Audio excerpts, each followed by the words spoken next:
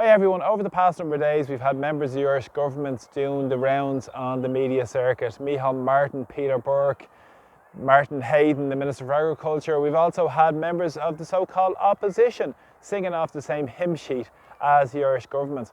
Micheál Martin has been talking about uncharted territory and all this type of stuff because of their over-reliance on foreign direct investment and of course the global multinationals rather than the interests of serving the indigenous industries here in Ireland and resources as well. Many have been plundered at the behest of their masters in Brussels with their neoliberal agenda, which has privatised so much of resources and sold them off. We've seen the devastation of that through the housing crisis, the homeless disaster, the health chaos and many more chaoses in Ireland, all created by the political establishment working for their masters in Brussels. Now, Micheál Martin has been speaking with von der Leyen over the last couple of days, the unelected president, who again is under investigation for her Pfizer contracts with a friend of her husband, Alfred Bourla, who is the CEO of Pfizer, regarding the European Public Prosecutions Office. But of course, nothing to see here when it comes to von der Leyen.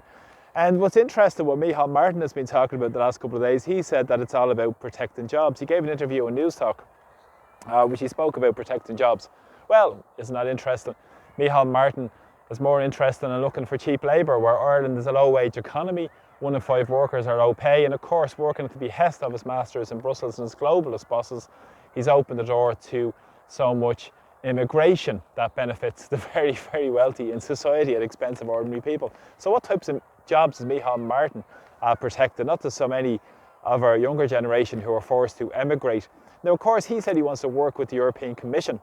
Now, of course, this is singing off the same hymn sheet as the Social Democrats, as Sinn Féin and as the Labour Party and many of the so-called opposition and all their fake rows you see in Dáil Éireann. And of course, they're all pro-EU, pro-neoliberal agenda, and of course they haven't looked for any sort of counter to what the governments have been pushing for.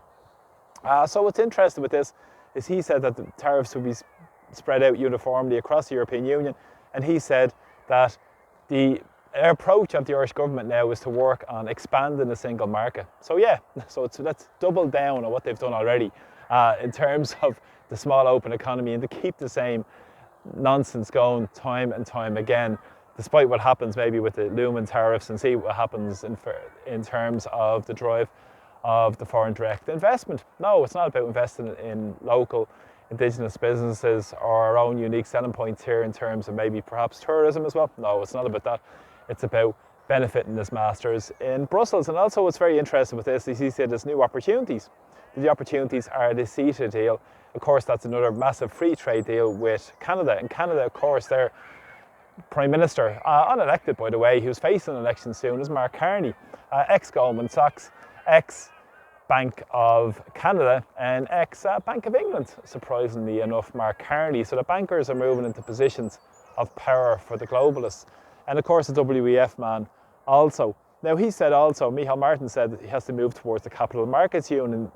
This is what Pascal Donoghue has been pushing over the past number of years. Of course, he's the head of the Eurogroup, the head of the finance ministers across Europe. Now he's been pushing this Capital Markets Union. What this essentially means is to open the door to big private investment to come in without any reins or restraints. And we all know about the free private investment or massive private investment comes in. It can move wherever it can to generate as much profits as possible. And again, this is more of the same nonsense from Ireland, looking after the big guys with the huge capital investment. So he's claiming in Ireland. And he said that they must become more competitive. Now this comes down from the Mario Draghi report in terms of the European Union being more competitive. Now what does this mean? This means essentially more productivity, more erosion of public services, and more bang for the buck for the very rich to widen inequality in societies. And of course, who wrote this report? Mario Draghi. And we all know Mario Draghi, former European Commission President, and also, interesting enough, Goldman Sachs. You couldn't make this stuff up. The bankers who are writing the reports on competitiveness. Now, of course, they've also spoke about the strong US pharma as well. And he's spoken about the US pharma has been the way that they've progressed their agenda in Ireland in terms of the big pharmaceutical companies, and that's supporting them because of the low tax base in Ireland. And of course they'll say they'll reclaim those profits back with the regime that has been pursued for years and years in Ireland, and the profits rather will be claimed back by the United States with their pending move towards attracting back their big multinationals. But also, he also said that von der Leyen and himself agreed that there should be no knee-jerk reactions. Micheál, the last thing you would think of dictator Micheál Martin, any knee-jerk reactions, and he said they have to respond collectively. And he said all the world will suffer because of tariffs. Now this is interesting, because he also spoke about budgetary implications. Now this is important, the budgetary implications, because what this ties into is the cuts on social and public services. And he was speaking specifically about more investment in the water infrastructure, in towards housing as well. And why is this? This is the benefit, again, the big corporations. It's not the benefit of ordinary people. There was never a doubling down on investing in critical infrastructure for years and years and years. Of course, our water system is archaic, particularly around Dublin City as well, where we have old lead pipes going back well over a century and a half ago. And of course, it's just absolutely catastrophic. But again, this is lack of investment in basic services that we need. We also see with the attacks, for instance, Micheál Martin is talking about on housing. We've seen the homeless disaster, but he said we have to work towards a national planning framework, which is due to be released in the next week or so, which talks about the rezoning land. Who's going to benefit from that?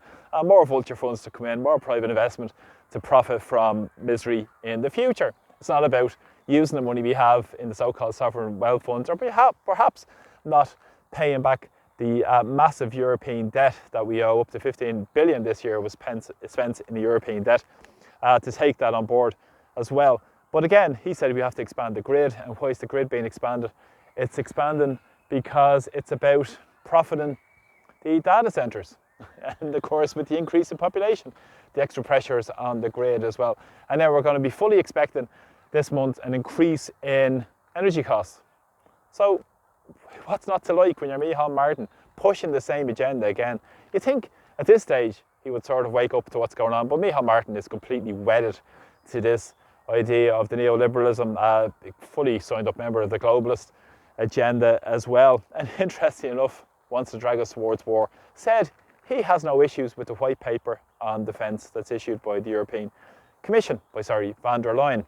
This is the Rearm Euro plan, which up to €1 trillion will be spent on this plan to push towards more war and militarism. And there'll be no cutback on spending, because that would boost the military industrial complex and hence might perhaps boost 1 or 2 percentage points on the GDP of growth of countries, all based on leprechaun economics, but will benefit the big corporations again, and companies like, for instance, Volkswagen. They will claim that they're saving jobs by supporting indigenous industries, building war machines, peace through strength, and all this nonsense that they're going to push on again, rather than looking for peace. So completely in a bind in terms of what they're doing.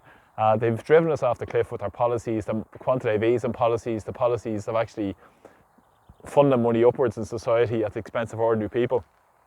And not to mention, anybody who speaks out against what's going on is smeared and is cancelled and is, wait for it, we'll have the big tech companies here working with, commissioning them on, trying to censor people.